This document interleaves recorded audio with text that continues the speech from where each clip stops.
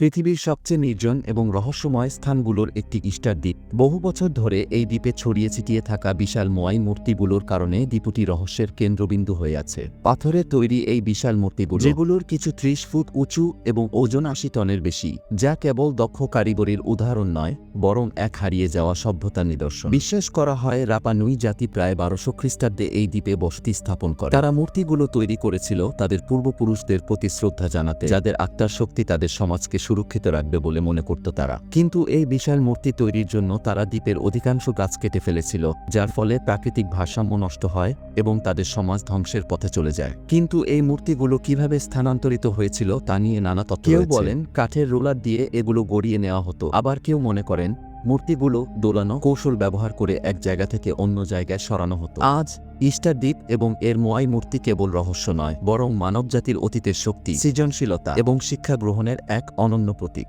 এই নিঃসঙ্গ দ্বীপ আমাদের মনে করিয়ে দেয় প্রকৃতির সঙ্গে ভারসাম্য বজায় রাখার গুরুত্ব।